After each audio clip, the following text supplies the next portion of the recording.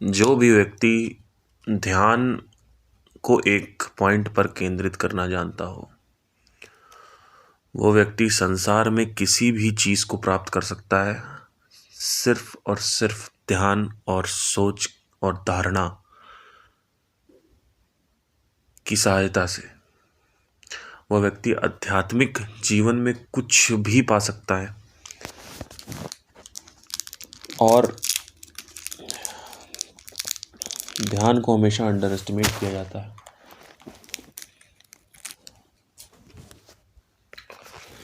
मैं पिछले 5 साल से इसी चीज़ पे रिसर्च कर रहा हूँ और लोगों ने इस चीज़ को इतना अंडर एस्टिमेट किया है, ध्यान को।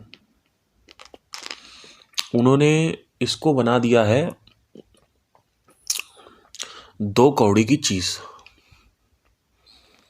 जितने भी लोग, चाहे तुम लोग हो, चाहे कोई भी सुन रहा है,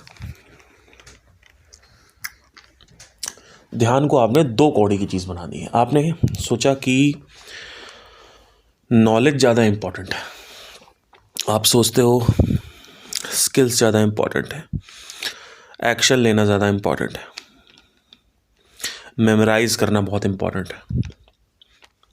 ये सब बंदरों की बातें हैं।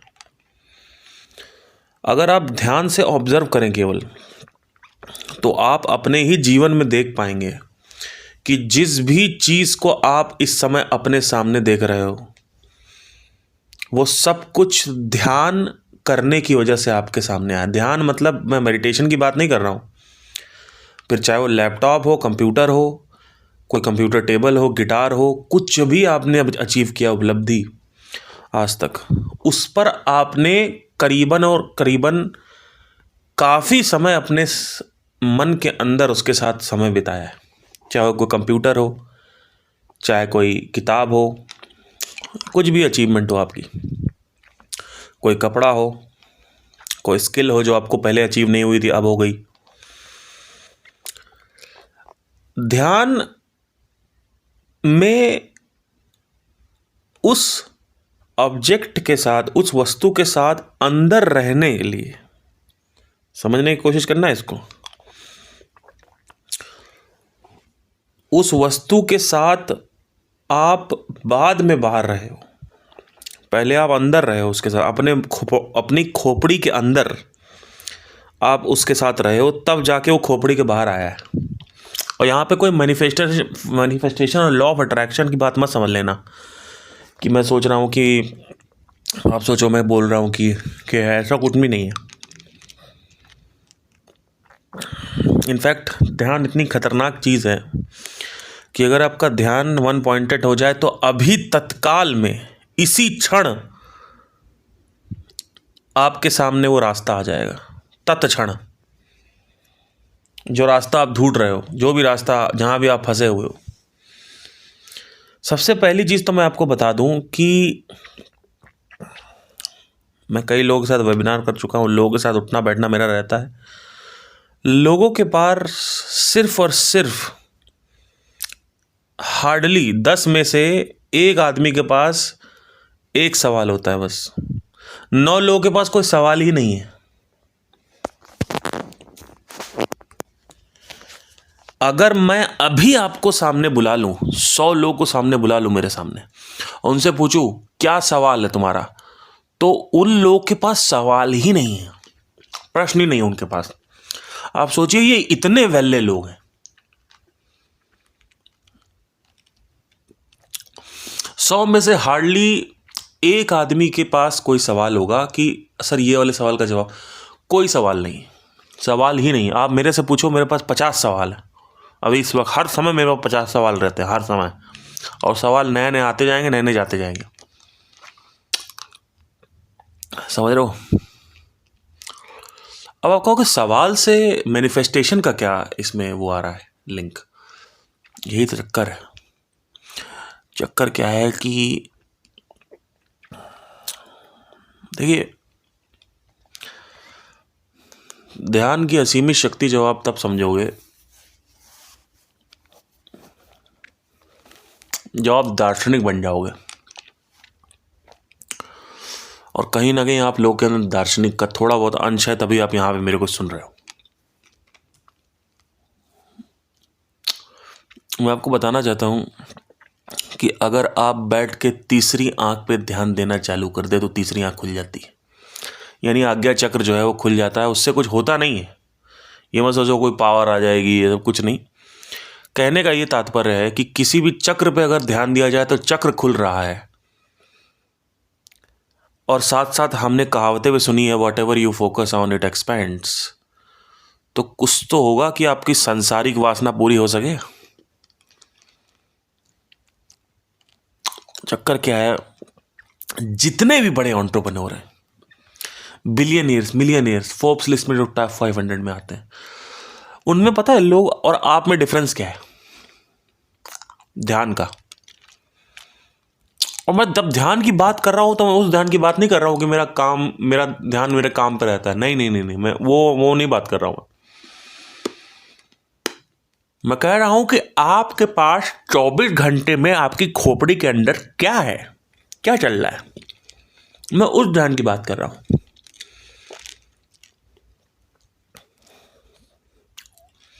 समझने की कोशिश करिएगा, बहुत बड़ी चीज है।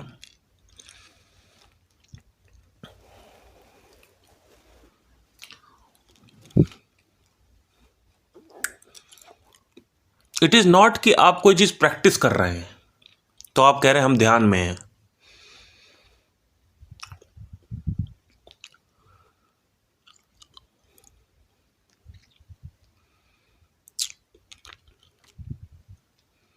या कोई स्किल एक्वायर कर रहे हैं तो हम ध्यान में, वो सब ध्यानवान नहीं है। ध्यान मतलब होता है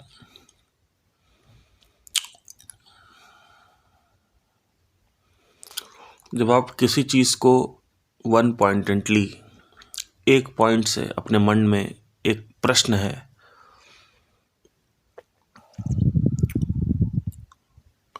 अगर आपसे पूछेंगे कि कौन सा प्रश्न है तो आप मुंह खोलोगे और भक्क से इमीडिएटली आपके मुंह से वो प्रश्न का साउंड निकलेगा, जो भी प्रश्न है। ये ध्यान है। आपको पता ही नहीं है कि सक्सेस पाने के लिए अगला प्रश्न क्या है। लोग मेरे से बात करते हैं लोग कहते हैं मुझे पैसा चाहिए, मुझे अमीर होना है, मुझे अपनी प्रॉब्लम से बाहर निकलना है। अरे तो ये किसको नहीं चाहिए? क्या फीलिंग क्या बता रहे हो? मैक्सिमम लोग बस फीलिंग बता पाते हैं,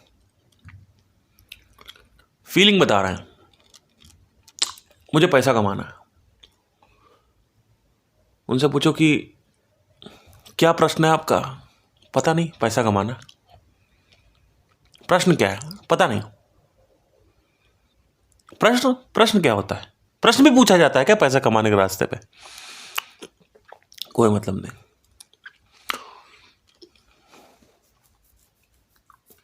ध्यान का मतलब होता है कि आपके पास प्रश्न सामने लिखा हुआ है कि ये मेरा प्रश्न है, इसका मुझे उत्तर चाहिए, पिछले 4 साल से नहीं मिल रहा है। ये होता है ध्यान।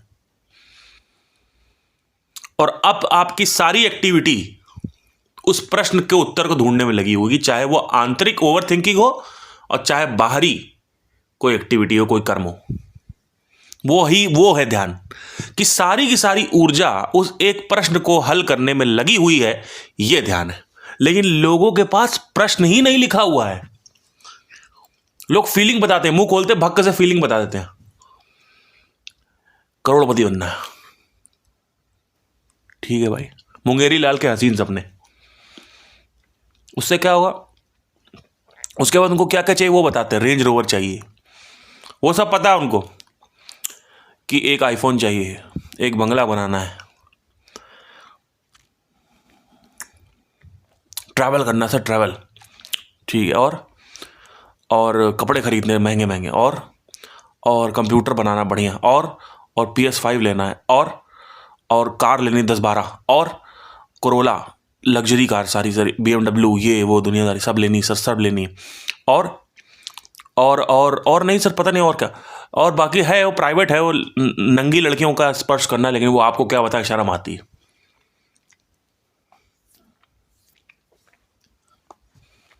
तो 2 चीजें आप बता पा रहे हो कि मुझे पैसा चाहिए और मुझे उस पैसे से मैं क्या खरीदूंगा वो बता पा रहे हो। मैं पूछ रहा हूं कि पैसे कमाने के लिए पहला प्रश्न क्या है, ये क्या हो गया। ये तो इस तरीके से तो हमने सोचने की आदत ही नहीं है।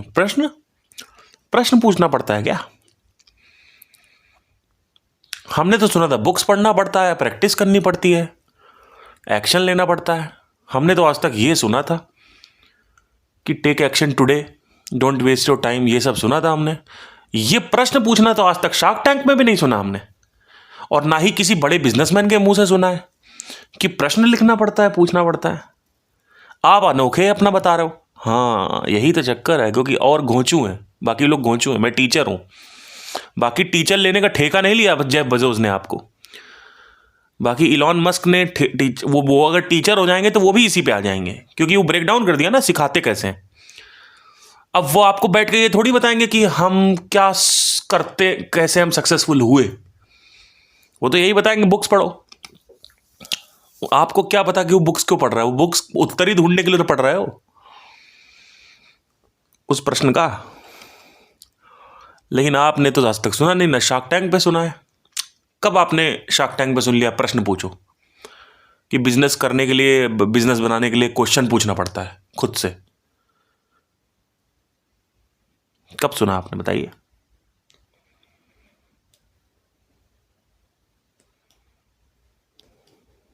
अब आप कहो कि बाकी सब लोगों ने बताया नहीं, आप अलग अनोखा बता रहे हो, नहीं आप गलत बता रहे हो, है ना। तो ठीक है, कोई दिक्कत नहीं है। लेकिन मैं आपको ये बता सकता हूँ कि बाकी लोग क्यों नहीं बता रहे हैं। क्योंकि बाकी लोगों ने आपका ठेका नहीं ले रखा है, मैंने भी नहीं ले रखा है। मैं इसलिए बता रहा हूँ क्योंकि मैं बारीक देख पा रहा हूँ चीज़ों को। मैंने सिंप्लीफाई कर दी हर चीज़ को। सीखते कैसे हैं ये बहुत ज़रूरी है मेरे लिए जानना, क्योंकि प्रॉब्लम का सल्यूशन जो है वो सीख के निकलता है।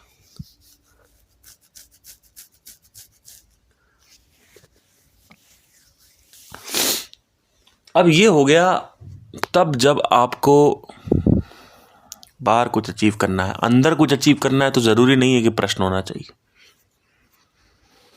अंदर आपको ऑब्जर्वेशन चाहिए। थॉट ब्रांचेस में काम करता है। एक ब्रांच, एक ऐसी सीधी शाखा होती है, उसको सीक्रेट लाइन बोलते हैं। सुन लेना ध्यान से, बहुत बड़ी डिस्कवरी बता रहा हूँ। Is something called a secret line. Marvel देखी है आपने, मार्वल मूवी, लोकी देखा है? लोकी एकदम एग्जैक्टली वैसे ही है, सेम वैसे ही।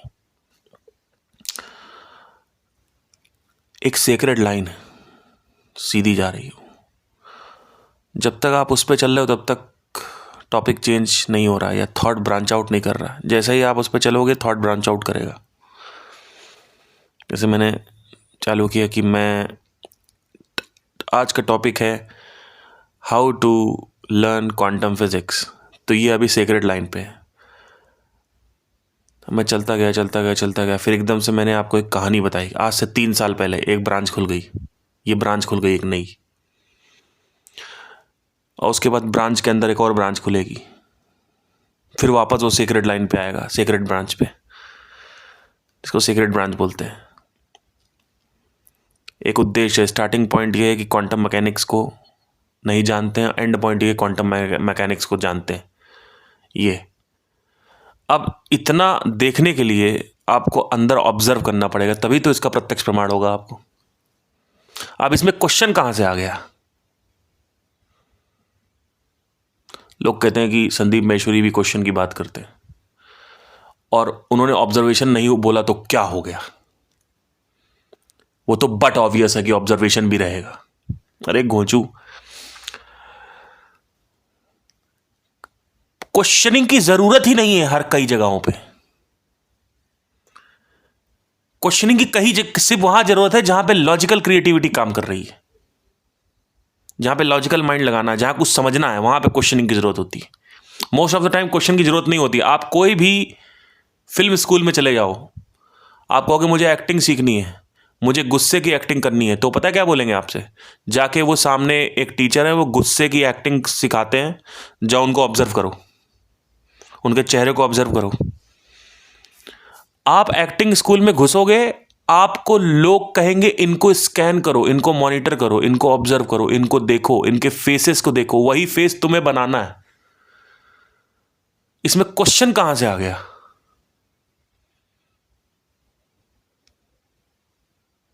क्योंकि इमोशनल क्रिएटिविटी इन्वॉल्व है यहां पे।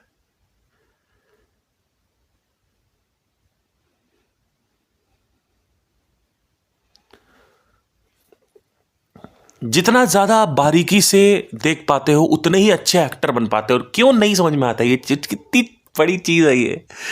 आपको पता है कितने बड़े बड़े Leonardo DiCaprio, Mark Ruffalo, Mark Wahlberg, और आपका ये इतनी बड़ी एंजेलिना जॉली और ब्रैड पिट, ब्रूस विल्स, इतने बड़े बड़े एक्टर्स हैं कि क्यारा नाइटिंगली, इतनी बड़ी बड़ी एक्टर एक्ट्रेसेस हैं। आपको लगता है कि ये ऐसे ही एक्टर बन गए? एक एक एक्सप्रेशन को मास्टर किया गया है। 10 अलग तरीके से चेहरा उनका अलग अलग तरीके से गुस्सा दिखा सकता है। 10 एक ही तरीके का गुस्सा नहीं दिखाएगा।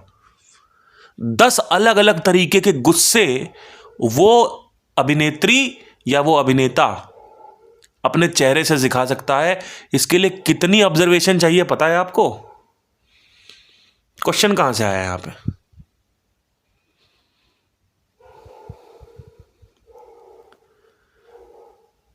सबसे बड़ी चीज जो है वो है कि आप कभी भी किसी चीज को क्वेश्चन पे एंड नहीं करोगे, हमेशा ऑब्जर्वेशन पे एंड करोगे, और चालू भी ऑब्जर्वेशन पे करोगे। और बीच की जो जर्नी है वो भी, उसमें क्वेश्चन आ सकता है अगर साइंटिफिक रिसर्च है तो। मोस्ट ऑफ द टाइम नहीं आएगा।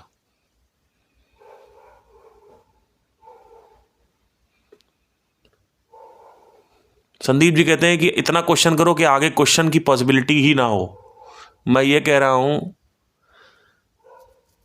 कि इसको और स्पष्ट करो, इसको और स्पेसिफाई करो। आगे ऑब्जर्वेशन जब तुम कर लेते हो किसी चीज की, यानी जो आंसर मिला उस क्वेश्चन से, उस आंसर को ऑब्जर्व किया गया हो, तो आगे क्वेश्चन नहीं उठेगा। लेकिन इतना भी इन लोगों को समझ में नहीं आता। क्यों? क्योंकि लोग जो है वो वासना में लगे हुए हैं, और वासना में लगने के लिए भी आपको ऑब्जर्वेशन चाहिए। आप कौन सी थाली के चट्टे पट्टे हो? आपको क्या लगता है ये ऑब्जर्वेशन और क्वेश्चनिंग सिर्फ स्पिरिचुअलिटी के लिए?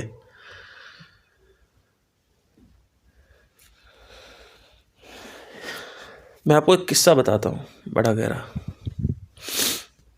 आज से कुछ 10 साल पहले की बात है, 2013-14 के आसपास।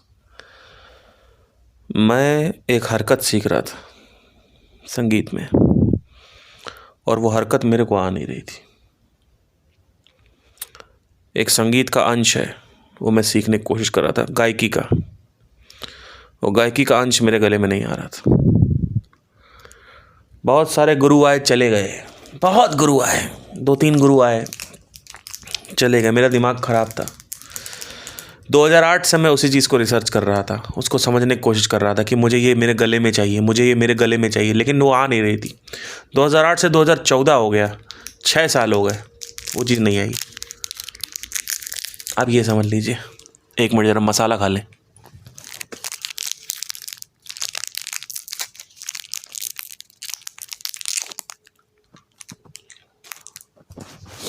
विक्स से मसाला वसाला नहीं है। तो पिछले 4-5 दिन से मैं बहुत ज़्यादा बीमार हूँ, आपको पता भी नहीं है।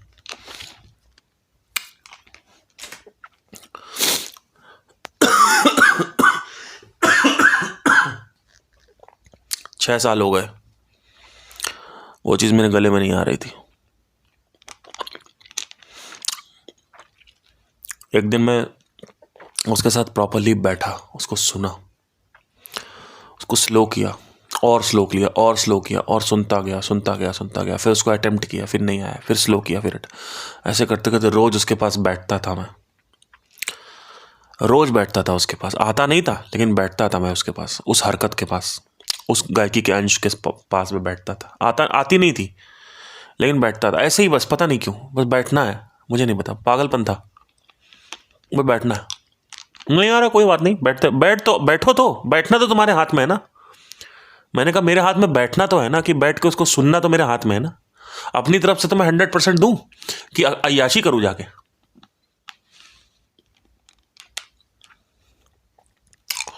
तो उसके साथ मैं बैठा रहा। करीबन 1 महीने बाद एक दिन मैं गा रहा था और एकदम से वो हरकत लग गई। उस दिन मैं बहुत खुश हुआ और मैं शॉक भी था। मैंने कहा ये क्या हो गया मेरे साथ, ये तो पिछले 6 साल से नहीं आ रही, एकदम से क्या हो गया। उस दौरान मैंने एक चीज़ ऑब्जर्व करी कि अगर मैं किसी चीज़ के साथ सिर्फ बैठ भर जाऊं, कुछ करना नहीं है, बैठना है, केवल उस पर ध्यान देना है, कुछ नहीं करना, कोई प्रैक्टिस नहीं, कोई ये सब टेंशन नहीं लेनी कि नहीं आ रहा है, इतना टफ है कैसे होगा, इतना डिफिकल्ट है कैसे होगा, कोई मतलब, बस बैठ भर जाओ। 1 महीने में वो चीज़ मेरे गले में दिखने लगी। फॉर्मूला क्रैक कर लिया मैंने। बड़े बड़े गुरु नहीं बता पाए। कोई आया एक, बड़े बड़े गुरु नहीं बता पाए। गुरुओं के साथ मेरा शुरू से चोचले रहे, क्योंकि चक्कर क्या है, पढ़ा ही नहीं पाते थे सही से। एक गुरु मिले, उन्होंने कहा कि अब तुम इतना तुम आगे बढ़ चुके हो कि अगर अब मैंने तुम्हें कुछ सिखा दिया तो तुम मेरे को ओवर पावर कर लोगे, इसलिए मैं तुम्हें कुछ सिखाऊं, इसके आगे मैं नहीं सिखाऊंगा। मतलब गुरु हमेशा एक चीज़ हमेशा बचा के रखता है, जिससे वो उस डंडे से स्टूडेंट को कंट्रोल कर सके। वो डंडा क्या है, वही चीज़ जो उसने बचा के रखी हुई है। मैंने अपनी मम्मी को कहा, मैंने कहा तत्काल इनको हटाओ यहाँ से, नहीं हो पाएगा। 2008 की बात है, नहीं सॉरी, 11 आई थिंक 11-12 की बात है। मैंने इनको तत्काल हटाई है। मम्मी ने कहा क्या हो गया, ये तो पिछले 5 साल से तुमको पढ़ा रहे हैं, इनको हटा दोगे? मैंने कहा ये कह रहे हैं कि तुम्हारी डिग्री नहीं कंप्लीट होने देंगे, क्योंकि वो कर क्या रहे थे कि मेरा अगले साल मेरी डिग्री कंप्लीट होने वाली थी संगीत की। तो कह रहे थे नहीं 1 साल अभी और मेरे साथ, अभी मत करो, 1 साल बाद भरना। मैं समझ गया, पकड़ लिया उनको। मैंने कहा जो गुरु मेरा अच्छा नहीं चाहता, उस गुरु के साथ मैं बैठूंगा ही नहीं। छोड़ दिया। उसके बाद एक और गुरु मिले, वो थोड़े और अच्छे थे, बेटर थे, पर उन्होंने मेरे को कहा कि तो मैं थोड़ा सा बहुत चंचल किस्म का था शुरू से ही। मुझे पता नहीं था कि कहाँ क्या बात करनी है, कैसे बोलना है। मैं जो भी मुंह में आता था बोल देता था। तो कभी कभी मैं लेट भी आता था। तो मेरी क्लासेस होती थी सिंगिंग की मेरठ में। मैं कानपुर का था, मैं मेरठ में गया था, एडमिशन लिया था मैंने 6 महीने के लिए। तो वहाँ पे एक गुरु थे, वो एक दिन मेरे से इतना इरिटेट हो गए कि मैं गाना वाना गाता था तो मैं डांस वांस करता था, और अपने आप को थोड़ा ओवर स्मार्ट, ओवर वो दिखाना या ऐसा कुछ भी थोड़ा बहुत तो था ही कहीं ना कहीं। मुझे पता नहीं था, वो नादान 17 साल का था मैं। तो उन्होंने एक दिन गुस्से में कह दिया कि अगर ये लड़का ज़िंदगी में कुछ भी कर गया संगीत में, तो मैं अपना नाम बदल दूंगा।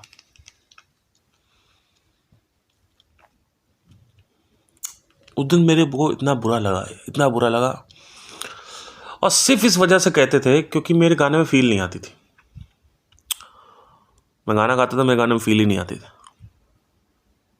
क्यों? क्योंकि फील करने के लिए आपको अपनी व्यक्तिगत ज़िंदगी को संगीत से कनेक्ट करना पड़ता है, जो कि साला कोई बताता ही नहीं है। चाहे कोई भी बहुत बड़ा बॉलीवुड सिंगर हो और कोई भी गुरु हो, वो बताता ही नहीं है। आपने रॉकस्टार मूवी देखी होगी, उसमें समोसा खा रहा होता है, वो कहता है इतनी सी चटनी से समोसा खाऊंगा मैं। अरे प्यार में हलक से निवाला नहीं उतरता, और संगीत में दर्द निकलता है। सही बात है, ये बिल्कुल सही बात है। इनफैक्ट अगर आप किसी भी लिरिसिस्ट के साथ बैठेंगे, जैसे गुलजार है या फिर समीर है, उनका इंटरव्यू देख रहा था समीर का मैं, उन्होंने कहा ही कि अगर तुमको प्यार हो गया है तो तुम आधे कलाकार बन गए, और अगर तुम्हारा दिल टूट गया है, तुमसे कोई बेवफाई कर गया है, तो तुम पूरे कलाकार बन चुके हो उसी दिन। कलाकारी व्यक्तिगत जीवन का एक आईना होती है, एक दर्पण होती है, जो कि ये जो गुरु होते हैं ये बता ही नहीं पाते। क्यों? क्योंकि बता देंगे तो सारा सीक्रेट्स निकल आएगा। इसलिए संगीतकारों से नफरत है मुझे। संगीतकार कभी भी अपने सीक्रेट नहीं बताता। अभी एक इंडियन आइडल सिंगर है, मैंने उसको मैसेज किया, उसने बड़ा उसका रिप्लाई किया। मैंने कहा आप बहुत अच्छे हो, इस बार लगता है आप ही जीतोगे। उसके बाद मैंने दोबारा मैसेज किया कि मतलब आप शायद अपने फील करते हो, आप ऐसे इस तरीके से कुछ फील करते हो, तो उसका रिप्लाई नहीं आया। क्यों? क्योंकि बता देंगे तो सीक्रेट हो जाएगा। और सीक्रेट तुम क्या बता लोगे? मेरे से छुपाओगे? तुम मेरे से छुपाओगे? साफ साफ पता चल रहा है। देखते ही अगर किसी का ऑब्जर्वेशन आंख है उसकी तो खुला है, आदमी गाते वक्त कहां पे ध्यान दे रहा है अपने मन में, वो सिर्फ मैं ऑब्जर्व करके बता दूंगा कि ये आदमी अपने थॉट्स में खोया हुआ है, या फिर ये शब्दों पे ध्यान दे रहा है, धुन पे ध्यान दे रहा है, हरकतों पे ध्यान दे रहा है, ट्यून पे ध्यान दे रहा है, किस पे ध्यान दे रहा है। तुम क्या छुपा ले जाओगे? पूरी दुनिया छुपा रही है ना मुझसे चीजें, तो मैं भी उसी चेतना से बना हूं जिस चेतना से दुनिया बनी है। बट डिफरेंस ये है कि दुनिया को चेतना का उपयोग करना नहीं आता, मुझे आता है।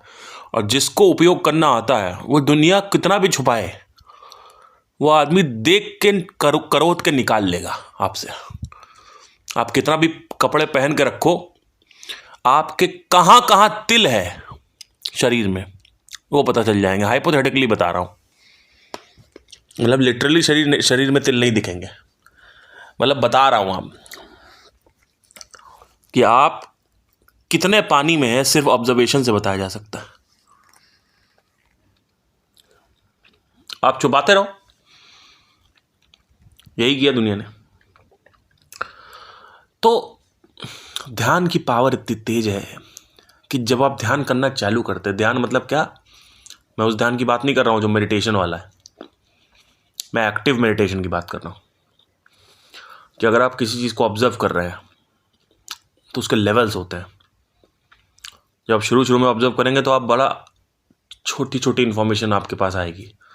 जैसे जैसे ऑब्जर्वेशन प्रैक्टिस करते जाओगे, आप किसी भी कमरे में घुसोगे, आपका पूरा कमरा तमाचा मार देगा आपके चेहरे पे आके। कमरे में घुसते ही बस आपकी ऑब्जर्वेशन ऑन होनी चाहिए कि कुछ गड़बड़ है यहाँ पे, ये क्या गड़बड़ है, क्या नहीं है, कैसे क्या, कुछ भी, जो भी वाइब आ रही है, कुछ भी। क्योंकि ऑब्जर्वेशन एक्सरसाइज करी जाती है, और जैसे जैसे आप एक्सरसाइज करते हो आपकी ऑब्जर्वेशनल मसल जो है वो स्ट्रांग होती है। थोड़ा समझने की कोशिश करना है इसको।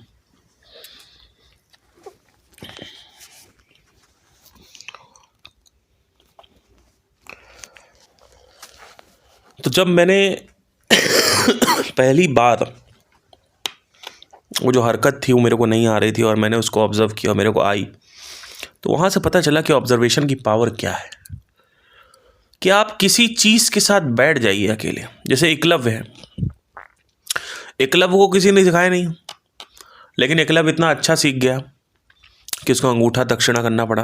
द्रोणाचार्य ने मांग लिया था, नहीं तो वो अर्जुन से आगे निकल जाता। तो एकलव्य को जब किसी ने सिखाया नहीं तो कैसे सीख लिया भैया? कैसे सीख लिया? आत्मबल और ध्यान से। दोनों चीजें लगती हैं इसमें। एक तो होता है आत्मबल, आत्म मतलब होता है विल पावर, मतलब टूटने का कोई सवाल ही नहीं है। और हमेशा याद रखो, जब भी कुछ भी करने चलो, ये सोच के करने चलना कि मरते दम तक मुझे यही करना है, और ये मत सोच के करना कि मुझे सक्सेसफुल होना है। मैं आपको एक सीक्रेट बताता हूं, एकलव्य से लेकर कोई भी व्यक्ति जिसने भी कोई भी विद्या या कोई भी स्किल, कोई भी सिद्धि प्राप्त करी है, चाहे वो भौतिक जगत में हो चाहे वो आध्यात्मिक जगत में हो, जब वो करने चले थे तो उनका ये था कि मुझे पूरी जिंदगी यही करते करते मर जाना है और वही मेरे लिए जीत है।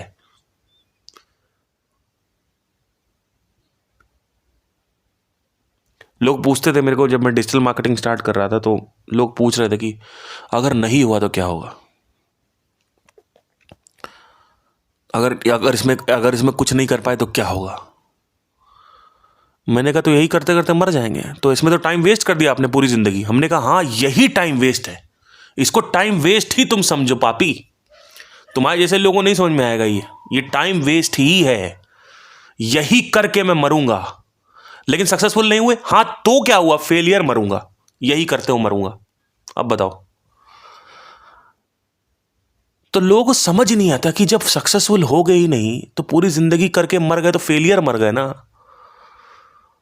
लोगों को समझ नहीं आता ये कैसा कॉन्सेप्ट है। कॉन्सेप्ट यही, कॉन्सेप्ट का थोड़ा सा इसमें तर्क समझो कॉन्सेप्ट का, तो आपको समझ में आएगा ये तो कॉन्सेप्ट क्या है। कॉन्सेप्ट का तर्क क्या है कि देखिए कि क्या होता है कि जब आप कह देते हो कि ऑल इन हो जाते हो आप, इसको बोलते हैं आत्मबल।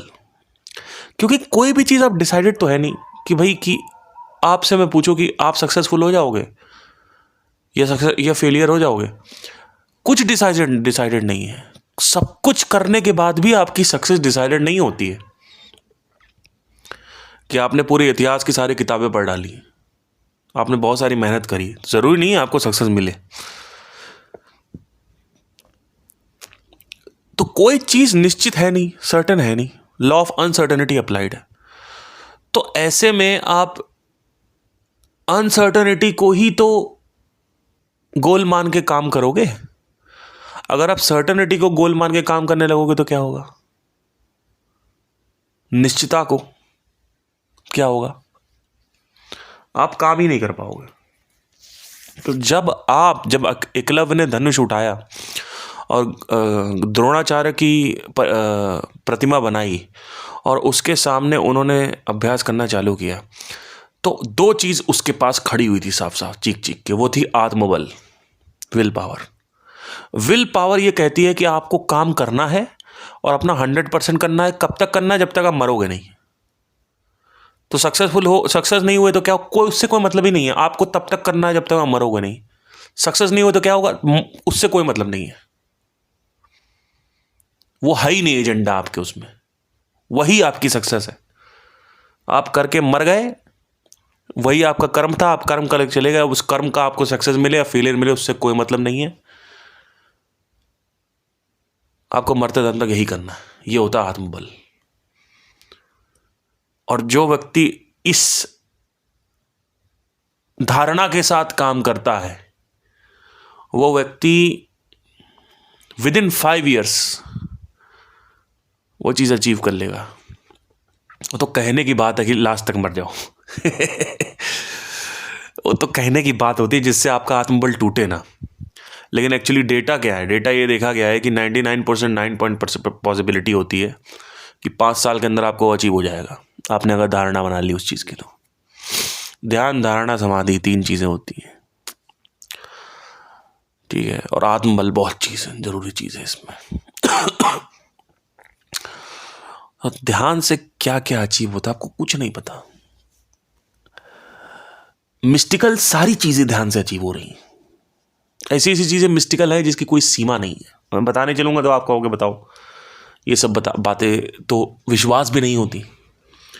आपको पता है कि अगर टेलीपैथी हो सकती है, और जो कि हुई है, इस देश में टेलीपैथी करी गई है, पुराने हमारे ऋषि मुनि करते थे, तो क्या टेलीपैथिक कनेक्शन एलियन से नहीं हुआ होगा?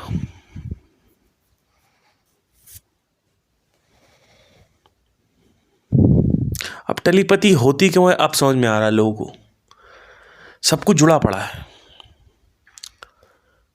क्वांटम लेवल पे अगर आप देखोगे, यानी क्वांटम फिजिक्स के लेवल पे देखोगे, यानी जहाँ से एटम्स चालू होते हैं, सब एटॉमिक पार्टिकल्स चालू होते हैं, वहाँ से क्वांटम लेवल चालू हो जाता है। उसके नियम कानून अलग हैं, उसमें सब कुछ जुड़ा पड़ा है। और जब सब कुछ जुड़ा पड़ा है तो कोई कनेक्शन ऑलरेडी है, बस हम वो नहीं कर पा रहे, संदेश नहीं भेज पा रहे। तो इसीलिए क्वांटम एंटेंगलमेंट में कहा गया है कि दो गैलेक्सी में अगर एटम्स हैं अलग अलग, दो अलग अलग एटम, तो एक पे प्रभाव डालोगे तो दूसरे पे ऑटोमेटिकली हो जाएगा, whether the distance is trillions of light years, doesn't matter.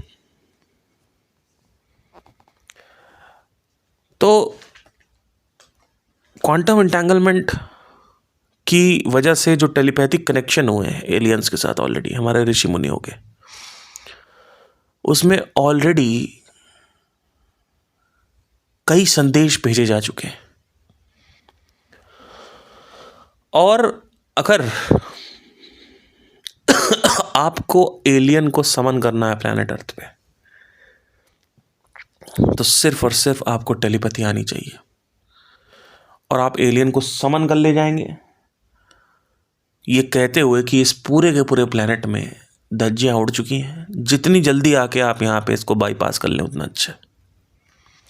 क्योंकि जितनी जल्दी आप इसको ओवर पावर करेंगे, ओवर शैडो करेंगे इस पूरे प्लैनेट को, उतना ही अच्छा है। मैं तो चाहता हूँ कि हो, याद रखना, मैं 2025 में तुमसे कह रहा हूँ कि ये पृथ्वी कब्जिया ली जाएगी, ठीक है, और वो दिन दूर नहीं है। क्योंकि चक्कर क्या है कि ये पूरी की पूरी धरती जो है खत्म होने वाली है। आर्टिक पिघला दिया इन्होंने, 2027 में आर्टिक सर्कल जो है वो पिघल चुका है। कार्बन एमिशंस बढ़ते जा रहे हैं, नेता लूट रहे हैं, बड़े व्यापारी लूट रहे हैं देश को, पावरफुल लोग सब आपस में अपना वासना, एक्चुअली चक्कर कैसे अपनी वासना में लगे हुए हैं। मतलब क्या कि मुझे यहाँ से पैसा चूसना है, वो पैसा मुझे उसमें अकाउंट में डालना है, उससे मैं अपनी बिटिया की शादी कराऊंगा, या जो भी जितना पैसा हो सके उतना लूट लो। पहले ब्रिटिश लूट के गए, फिर अब यहाँ पे नेता लूट रहे हैं। और आप देखोगे पूरे के पूरे जो विश्व है उसमें एक अनस्टेबिलिटी आ चुकी है, स्टेबल नहीं। जितनी जल्दी हो सके, मैं तो रोज रात में, जब भी आप समझ लीजिए, मैं रोज रात में ये सोच के सोता हूं कि कल एलियन ट्रेसपासिंग हो जाएगी इस प्लैनेट पे, और रोज मैं मना रहा हूं। आप ये समझ लीजिए, रोज रात में, मैं रात में अगर सो रहा हूं तो मेरा एक संदेश कहीं ना कहीं मेरे ब्रेन में अंदर रहता है कि ये संदेश कैसे भी लीक हो जाए कहीं भी, कि यहां पे इस पूरे के पूरे प्लैनेट को कब्जिया लिया जाए। क्योंकि बहुत हो चुका है, मेरा दिमाग फट चुका है। मुझे लगता है कि मेरे लॉजिक के हिसाब से यहाँ पे जितनी जल्दी कब्जा हो उतना अच्छा है। एलियंस के थ्रू एडवांस सिविलाइजेशन होगी वो, और वो जो भी अटैक करेंगे वो इसी वजह से करेंगे कि आपने प्लैनेट की धज्जियां उड़ाई हैं। वो और किसी वजह से अटैक ही नहीं करना चाहते, क्योंकि प्लैनेट्स बहुत हैं, अर्थ लाइक प्लैनेट्स बहुत हैं। वो ऐसे उनको रहना होगा तो वहाँ रह लेंगे, जहाँ खाली पड़े हुए प्लैनेट्स बहुत सारे हैं, जहाँ पे ऑक्सीजन है, सब कुछ है, बढ़िया है, कोई दिक्कत नहीं है। यहाँ पे रह के क्या करना, छोटा सा प्लैनेट। लेकिन यहाँ पे आना उनका ज़रूरी है। रोज़ रात में आप समझ लीजिए, कल को अगर कुछ भी हो रहा हो तो समझ लेना मैं रिस्पॉन्सिबल हूँ इसके लिए। मेरा ध्यान बहुत इंपॉर्टेंट था इसके लिए, अगर कल को कुछ भी होता है। ये बात याद रख लेना। धन्यवाद, टेक केयर।